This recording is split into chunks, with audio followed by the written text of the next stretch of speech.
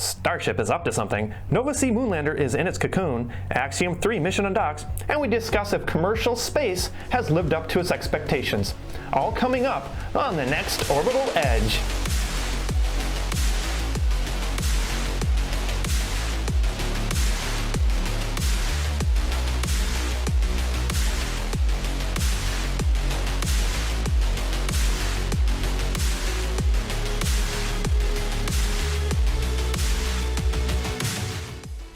Hello and welcome to episode 3 of Orbital Edge News, a brand new show for passionate spaceflight fans.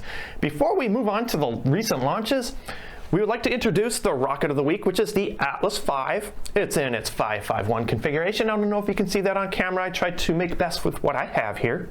First up, we have a Falcon 9 launch from Cape Canaveral. Booster ignition, full power engines, and liftoff of the Falcon 9 and pace, helping keep pace with our ever-changing ocean and atmosphere. This launch occurred Thursday, February 8th at 1:33 Eastern Standard Time, or 6:33 UTC at the Enhanced Launch Complex 40 from Cape Canaveral Space Force Station. This mission's payload is the PACE, Global Ocean and Atmospheric Observation Satellite. PACE stands for Plankton, Aerosol, Cloud, and Ocean Ecosystem. This launch was unique in its upward trajectory as it needed to be placed in a sun-synchronous orbit around 676 kilometers with an inclination of 98 degrees. From where I could see the actual launch, it looked as if it went straight up like we launched our first rocket in Kerbal Space Program. This launch also featured a booster landing back at the Cape at landing zone number 1. Next up, we have a launch from Rocket Labs. 3, 2, 1. And we have liftoff.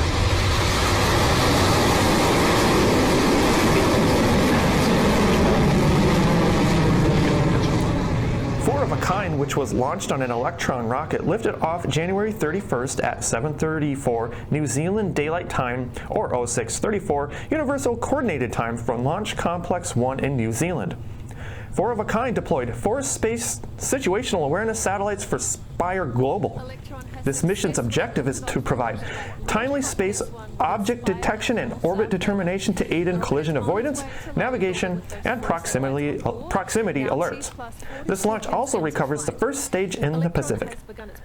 That wraps up launches, and now let's move on to some epic space news that has happened over the week. Starship may be having a test flight soon. So this is for Booster 10 and Starship SN28. Rumors on Twitter indicate that there's possibly going to be an orbital test flight. This would, of course, be called IFT-3. They had just recently did a static fire at Starbase at Boca Chica, Texas. The Dream Chaser is finally becoming closer to reality as shown in this photo. For the viewers that do not know what the Dream Chaser is, it is a space plane that is supposed to carry cargo and possibly crew in the future to the International Space Station. The company behind this is Sierra Space, also formerly known as Sierra Nevada. Next up in space news, Jet Propulsion Laboratory suffers some budget cuts. Approximately 500 employees were let go, which actually equates to about 8% of its workforce. One of the main reasonings behind this is the gridlock from the congressional budget. We were supposed to have some appropriation for a budget for some of the spaceflight outlets that NASA has, such as Jet Propulsion Laboratory. And without that funding, they're unable to proceed with some of the important space missions that they are involved with. The next private space lander is making its final preparations in a Falcon 9 rocket. And you can see here in this photo, the Nova C lander from Intuitive Machines is now installed in the Falcon 9 payload bay. And this is set off to be the second private moon mission since the Astrobotics lander that we were talking about on the first show. Let's hope that this mission is a 100% success, which unfortunately the Astrobotics mission had run into some issues shortly after payload deployment. The Axiom 3 mission finally undocked from the International Space Station following a series of delays since there was a lot of windy and bad weather at the Cape Canaveral landing area. We're going to show a couple clips here showing the return home for this mission and also the splashdown. Capsule returning back to Earth. And there you can see the drogue parachutes have deployed. And a cool view from the capsule itself. And shortly after, we should see the 4 main chutes deploy here.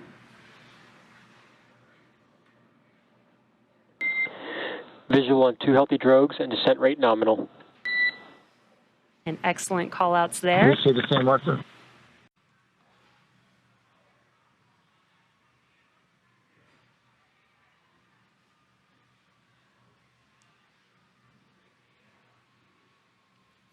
Splashdown. Copy splashdown. We are with you in 4.800. Copy. And an excellent sight to see. Welcome home, AX3. Some excellent views of the Dragon capsule there. The SpaceX recovery ship and team have been waiting for Dragon. We're going to take a quick break, and when we come back, the main topic of the show: has private spaceflight developed any flaws over the last decade? Stay tuned, we'll be right back.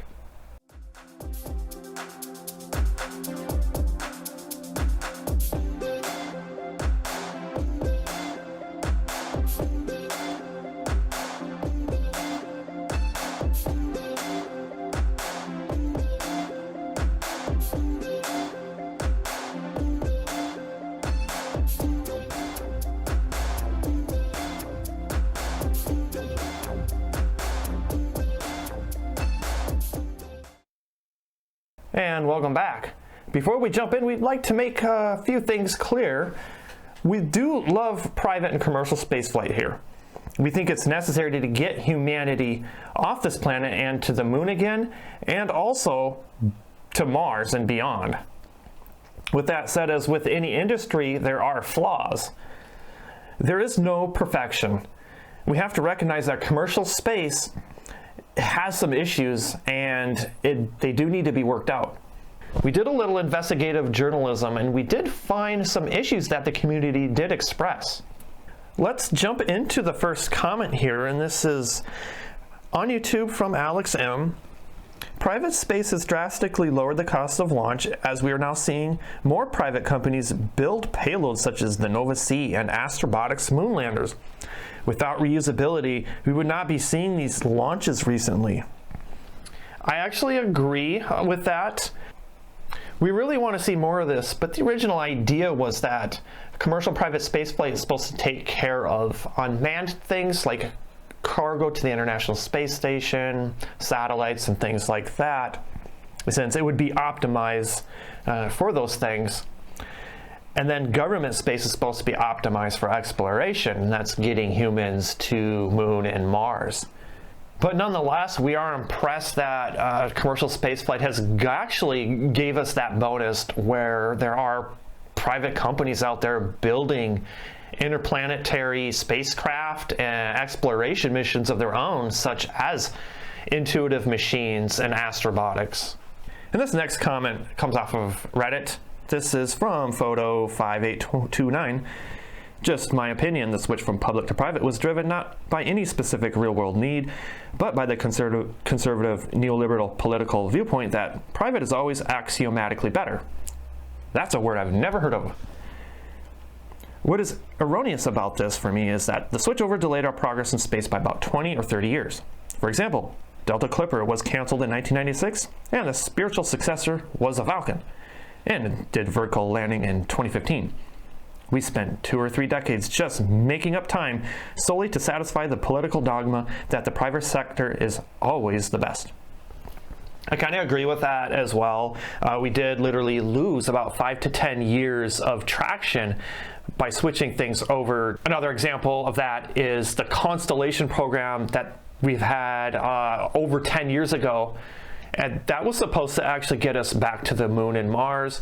They had the Ares 5 rocket, which really, well, it turned into the Space Launch System now. And they also had this interplanetary architecture. It was this big ship that had a lot of hydrogen tanks and things like that. And that was supposed to get us to Mars. And then that plane, of course, ended up being scrapped. I know there's a long-running joke about the program.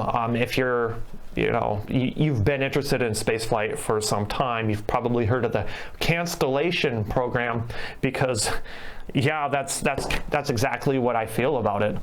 So let's move on to the next comment, which is off of Twitter from Certainly Not a Bot. Rich people going to space just for fun is bad. Rockets are extremely expensive, so we shouldn't be wasting any of them on useless endeavors. Now, I really don't know where to begin on this other than people who earn their money have their say of what they want to do with the money. If they want to build rockets in their garage, they're free to do so, as long as they're not harming anybody else. Take Richard Branson, for example. He's the CEO of Virgin Galactic. He, of course, is behind Spaceship 2 to, of course, offer tickets to almost everyday people to experience a suborbital spaceflight.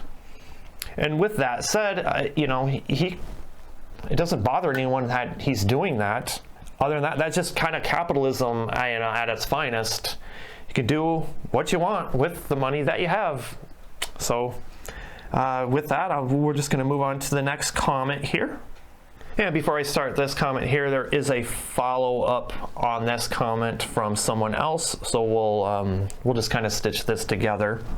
So Blaster42 from Reddit says, even with private companies, human spaceflight hasn't grown much. Most of the money that went to the shuttle goes to SLS. The shuttle money that went to the International Space Station and Soyuz flights goes to commercial cargo and crew. The money that went to Soyuz ISS space tourism now goes to SpaceX, Spaceship 2, and New Glenn tourism. I'm on the defense side. On the labor issue, we have people go to space companies. We also have people come from those same companies. Amazon and Google and the like have poached more talent than any space company. While some companies have grown, that's usually at the cost of others that have shrunk. Overall, I'd say growth has been fairly modest over the last few decades. I like this observation here. It does seem like employees are being moved around. If you take a look at the number of active launch pads, for example, around Cape Canaveral that have launched something within the last few years, it seems to be shrinking. And you can see where we have lost our diverse launch cadence. Now, don't 100% take my word for it. We're going to roll this clip from someone called Space Mike. You may know him from a show called TMRO. His actual name is Michael Clark, and he can finish off answering this comment a lot better than I can. So let's hear what he has to say. Well, I think that the simple answer would be money. A lot of private companies didn't want to necessarily take the risk. One of the examples that Neil deGrasse Tyson brought up was, the Columbus and Magellan coming to America. That was a government-sponsored thing. A lot of people think that the East India Trading Company had a lot to do with discovering and setting up all this stuff. That's not necessarily true. Yes, they did eventually make this huge trade and this huge business out of everything, but it was originally a government-sponsored program to be able to push the frontier to discover the new world. And I really think that statement is true. And as much as I am a fan of a lot of these commercial space companies, and I would love to see them pushing the frontier, at this state in the game, I don't think that it would happen without some sort of government funding and government support. I mean, as much as I love SpaceX, they have needed NASA's help, and maybe not necessarily needed NASA's money. They did at one time, maybe not now, but they have needed NASA's help and government funds just to be able to fulfill this role of delivering cargo to the International Space Station and hopefully soon crews to the International Space Station. So I think that Neil deGrasse Tyson is right in the sense that none of these commercial companies are necessarily going to take the risk of pushing the frontier. I'm not going to see, Boeing or Lockheed Martin setting up colonies on Mars. Maybe SpaceX is not necessarily out of the cards, but I still think that there would be a lot of outside help and at least funds that SpaceX would get in order to do something like that. And they would be highly reliant on a lot of the data that NASA and several of the other government space agencies around the world have collected about Mars. They would need a lot of that data just to be able to know how to implement their plan for colonization. So like I said, as much as I want to believe that these private space companies could push the frontier, I don't think they will unless their risk assessment is really low and they stand a chance of making a profit. So well, that's my thoughts. Profit's correct, right? I mean, as a company. So yeah, he articulated that perfectly, and I thought that was just something I should include into the show, just to kind of diversify where you're hearing some of this coming from. I would really like a co-host that could kind of help out with this as well. But we do need to move on because there is a follow-up from the earlier comment here by Blaster42. So MFB on Reddit replies, the US went from a country that does government launches with a handful of commercial launches to the country that completely dominates the worldwide spaceflight industry. And yes, it's a result of that company. So this is true, but at what cost? And that company in question he's referring to is SpaceX. We can get a more clear answer to the cost part in the next comment. So Blaster42, again on Reddit, replies, true enough, SpaceX is launching quite often, but the number of employees they use to do that is quite small. A lot of those payloads are SpaceX's own stuff, like Starlink. Those satellites are mostly copies identical to each other, so the people needed to make them is also pretty small too. SpaceX is able to do all its work with a small workforce, so there's no real industry growth there. When Starlink takes a customer from HughesNet or Iridium, that's just taking market share from someone else, not industry growth. Starlink missed out on a bunch of government subsidies because they didn't hit performance metrics. That's money and market share that will go to ground-based internet companies. SpaceX is doing really cool stuff, but they don't need to hire a lot of people to do it, and the market doesn't seem to be growing quickly. And those space SPACs from a few years ago are going bust. If those companies were making tons of money, we'd see a lot more investment in hiring. Some companies like SpaceX are doing well, but we're not seeing customer growth that would lead to overall industry growth.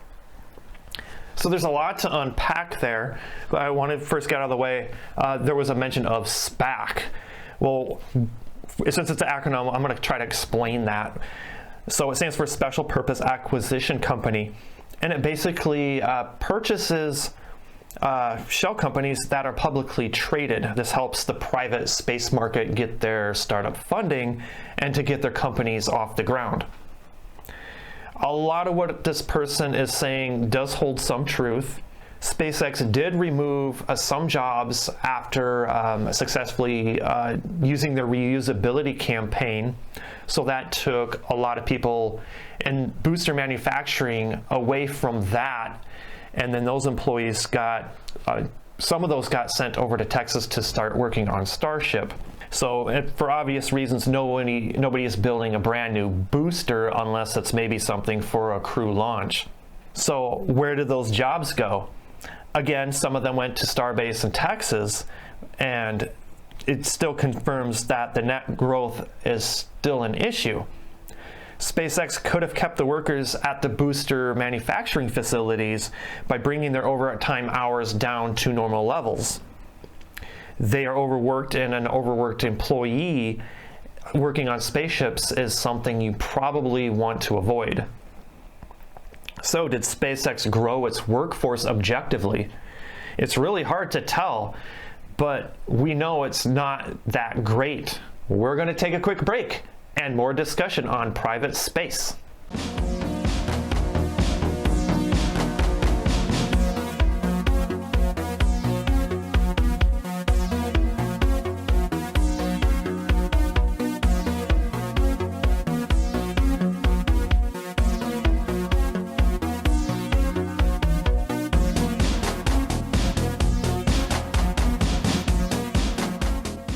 Before we continue on with the discussion, let us in the comments below if you prefer the orbital trivia to be more towards the beginning of the show or maybe to the last third of the show. With that out of the way, our first comment after the break is on Reddit. This is from Geophysicist. I can't think of anything bad except an increase in space junk. So I think this comment is in regards to Starlink. I actually agree with this. Starlink is one of the most inefficient satellite constellations we do have. The sheer number of satellites create a lag issue. And here's a follow-up by Night Sky Watcher on Reddit. My friends with HughesNet would disagree. The latency issue with the geostationary satellites is infuriating at internet speeds. Starlink is designed to be deorbited when a satellite malfunctions or is declared obsolete. That's the opposite of space junk. So there's a lot to unpack here. Because for the space junk side of it, just because it can deorbit, it doesn't make it not space junk. What makes it space junk is how inefficient it is. It's the redundancy. You don't need 5,000 satellites on an orbital plane to accomplish your goal. And now I don't know if that's exactly the 5,000 satellites. Somebody correct me in the comments if I'm wrong about that. However, they are just too close together. And as a network engineer, I know these things. The more hops you have, the more lag you get. And you can try this at home. You can daisy chain like 10 routers together and then see what happens to your internet speeds. You'll get an increase in lag, and because you get an increase in lag, you get slower connection speeds. Now the thing is, Starlink won't disclose publicly any information on what the actual millisecond penalty is per satellite hop. However, the general rule of thumb is about anywhere between 2 and 4 milliseconds. One way to solve this issue is to do the thing that you are trying to avoid, which is lag. And I'm sorry to say this, it's going to be geostationary satellites. You're just going to have to figure out a way of using better technology to increase the objective speeds that a geostationary satellite can do. And of course, this will keep the number of hops way down. And since these communication satellites, the communication apparently travels at the speed of light, so that there's not much of a penalty difference between something that's out in geostationary as opposed to low Earth orbit. I think that doesn't scale very well as a huge penalty, but versus a satellite every 5-10 miles or however that works is absolutely ridiculous. I also want to add this would severely reduce launch costs as well. Imagine only needing to launch 9 of these satellites. That's basically 9 Falcon Heavy launches as opposed to, I don't know, like 450 Falcon 9 launches. And that's a big chunk there in cost. So with that out of the way, we're going to jump onto a Twitter comment from DoTrade4101. Until we actually see real improvement in access to space, it's failed at the main thing it has promised. Sure, SpaceX launches a bunch of Starlink satellites many times a year, but overall space demand has not gone up by nearly the amount it needs to in order to have a truly self-sustaining private space economy. Let's jump right into a direct reply to this that will share more insight on this. This comes from Alexis E. on Twitter. I agree in the context of spaceflight, we have lost Delta II, Delta IV medium, we're losing the Delta IV heavy, we're also losing the Atlas V. I won't be counting any specialty launchers like the SLS, Nuclear, and Starship. Sadly, only the Vulcan replaces 1 or 2 of these depending on the use case. Too many startups making sounding rockets. Too many small satellite launchers emerging. I see SpaceX buying all of these up in the next 10 years. With that said, when you're a rocket enthusiast and your rocket portfolio only consists of a Falcon 9, that's a serious problem. No one will get excited about space and you lose public interest. When you lose public interest, you lose funding. And when you lose that, you lose industry. When you lose the industry, you lose the jobs. And the community suffers. Well, that is definitely something to be concerned about. I really hope it does not play out that way. I do have faith in private commercial space that they do have something in the pipeline to prevent a linear way of handling commercial space. And as someone who lives at the Cape, seeing launches almost every day, that comment definitely speaks to me. I feel it too. I absolutely feel you, because there are Starlink launches that I have missed. I'd just be playing a computer game or whatever, and I'd start hearing my walls and windows shake, only to realize, oh yeah, there was a Starlink launch tonight. So that whole launch cadence issue, where only the Falcon 9 is launching, it is a real issue.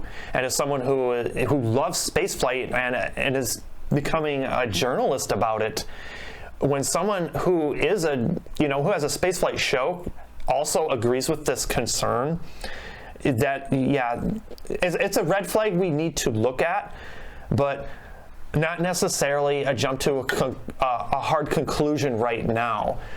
Again, let's just hope that there's other private companies out there as well building rockets.